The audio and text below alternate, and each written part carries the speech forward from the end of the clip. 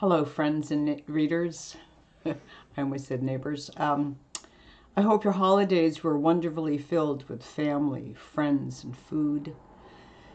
We took the second half of December off, and we're excited to be back and ready to move ahead into this new year. And I want to thank you for joining us today. Our downtime gave us the opportunity to outline new plans for the year, and I'll be sharing these with you today and following up with more information in the weeks ahead. But before I get to the housework, practical side of things, there's been something that's been on my mind and I want to explore it with you. I am grateful to be in this new year. Today it's in its 5th day. For me, despite the ongoing pandemic, I'm grateful for last year. Left to my own devices, I'm original glass half empty type of gal. It's by sheer willingness that I now look at life with the glass half full. For me to make this statement is a testament to mindfulness. And as I Google this big word that is bandied about so freely these days, what I am referring to is that focus of being intensely aware of what I am sensing and feeling in the moment without interpretation or judgment. In other words, simply, am I living my life awake or asleep? Last year, as I spent time in meditation, listening to and saying affirmations, this following phrase was freely given to me. I believe it to be a gift from the universe, and I say it every day. I am grateful I am alive in this very moment, this very second that has already passed, that will never come back, and I spent it in gratitude. With this in mind, here's a little vignette from my life. This morning a friend called. She was wholly surprised that I answered my phone, as she usually gets my voicemail. Her first question is, "What are you doing up already?" It was 11 a.m. Then I was grateful she knew me enough to know that what my writing schedule was like. I told her that I wrote till the wee hours of the morning and had just gotten up. I don't think I had my first cup of coffee yet. And as you do with friends who haven't seen each other for some time, we exchanged updates about our lives.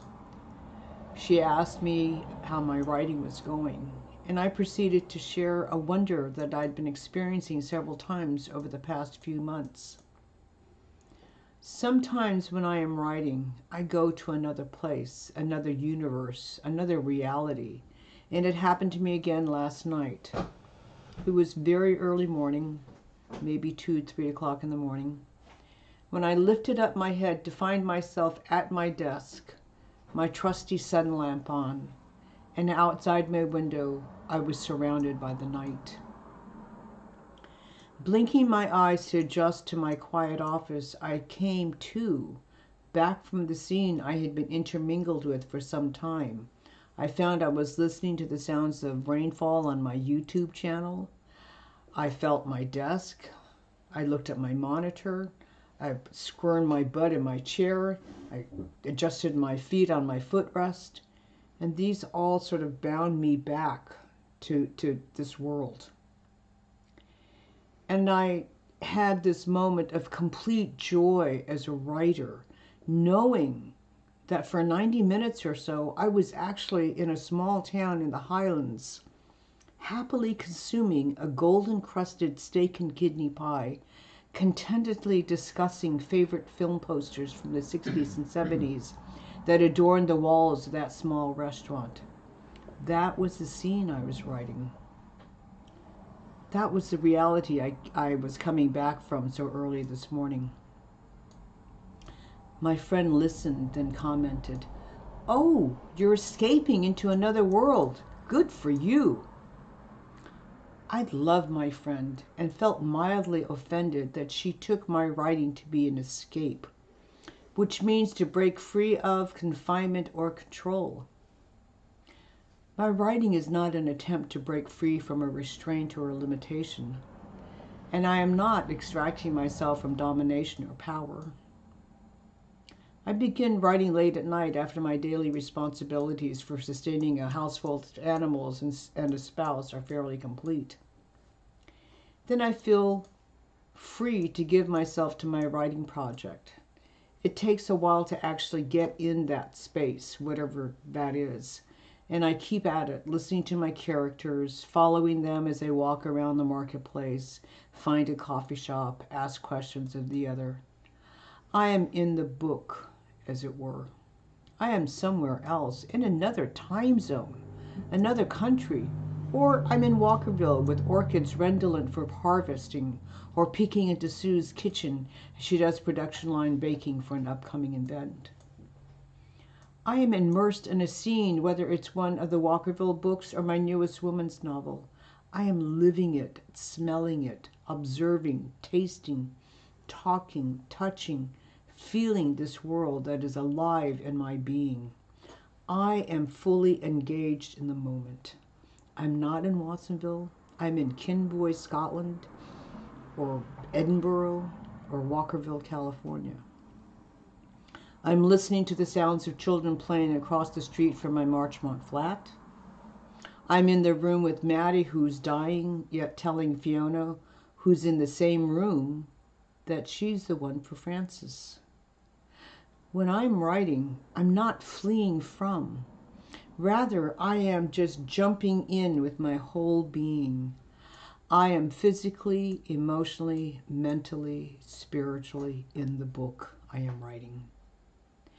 My characters allow me to accompany them in their moments of getting to know a new friend, curiosity, experiencing heartbreak, loss, or happiness, sometimes feeling a sense of betrayal or despair and hoping to get at the truth.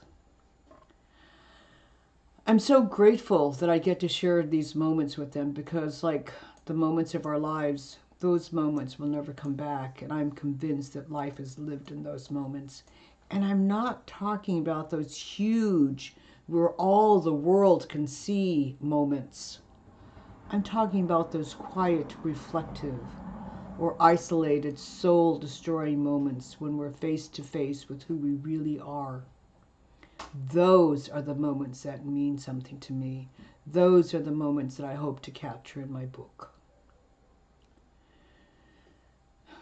And I know that you've had those moments in your life. If you're willing, I'd love to hear about some of them. Was that moment loud or quiet? And I promise to keep the information confidential. You can leave a comment here, shoot me a message on Instagram or Facebook, or send me an email. All the information is just down below me here. And getting back to some nuts and bolts, I promise to give you an idea of what we're expecting to get up to in the months ahead. I'm acutely aware that the news from Walkerville has been a little too quiet over the last 2 years. I can honestly say the pandemic really caught us by surprise. It has been quite the journey to figure out what our new normal looks like in our household. And what it looks like we'll be living this new normal at least for a little bit longer. Know that despite all the changes, adjustments, and redefining our lives has caused us, I never stopped writing. The time I spend working with my characters is priceless, and I'm so grateful for the time. We did lose traction on the business side of things for a while, and feel like we're ready to do more. Hopefully what this means is that there will be more books this year, and you'll be privy to the news in the weeks and months to come. I'll be asking for your help in bringing our new Walkerville stories to life this year. This is a big ask, and I'm looking forward to your feedback. The first item on the agenda is our desire to build a larger team of beta readers to make the upcoming books the best they can be. We talked a little bit last year about the beta reader process. In the weeks to come, I'll give you more details on how your being a beta reader will help us and how you can apply to be part of the team. I hope you'll meet me back here next week as we begin that discussion.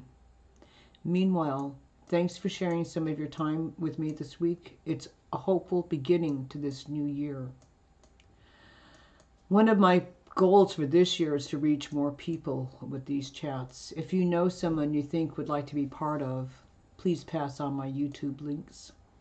I appreciate the chance to continue connecting with you.